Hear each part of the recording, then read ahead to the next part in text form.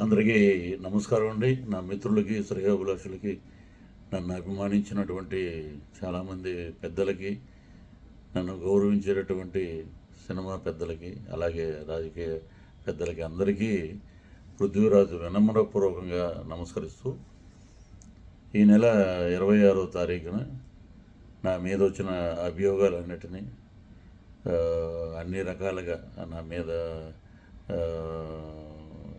చాలా రకాలైనటువంటి కేసులకి, అలాగే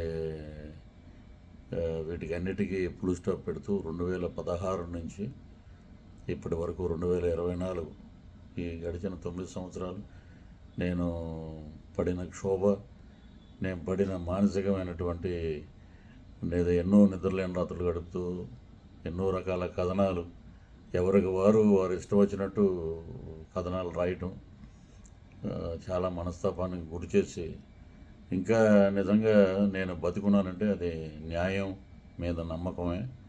న్యాయస్థానంలో నాకు న్యాయం జరుగుతుందనే నమ్మకంతో ఈ 9 ఏళ్ళు నేను ఎదురు చూశాను. నాకు న్యాయమూర్తి ఆ భగవంతుడు అద్భుతమైన తీర్పునిచ్చి నా మీద ఉన్న కేసుని కొట్టివేయటం జరిగింది. సో చాలా రకాలుగా కథనాలు, ఎవరికి వారు రకరకాలుగా కథనాలు చేసి నా మీద మానసికంగా ఎంతో క్షోభ పెట్టారు.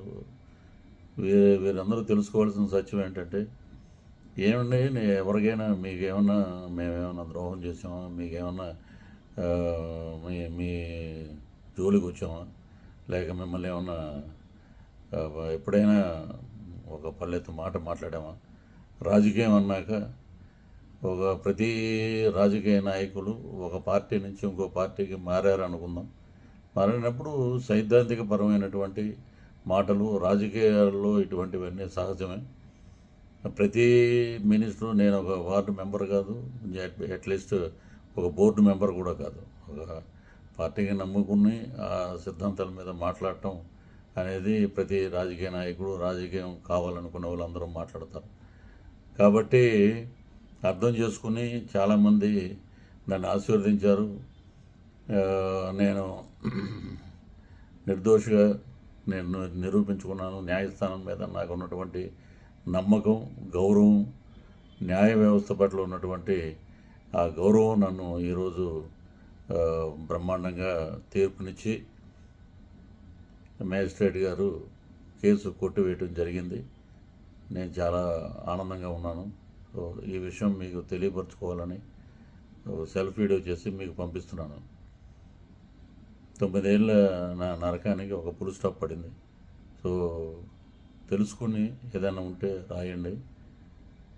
మంచిని ప్రోత్సహించే వాళ్ళు ఎప్పుడూ వారి వెంట పృథ్వీరాజు ఉంటాడు. న్యాయాన్ని గెలిపించినందుకు న్యాయస్థానం మీద నాకు ఎనలేని గౌరవం ఏర్పడింది. సో అందరికీ నమస్కారాలు తెలియజేస్తూ సెలవు తీసుకుంటున్నాను. జై హింద్.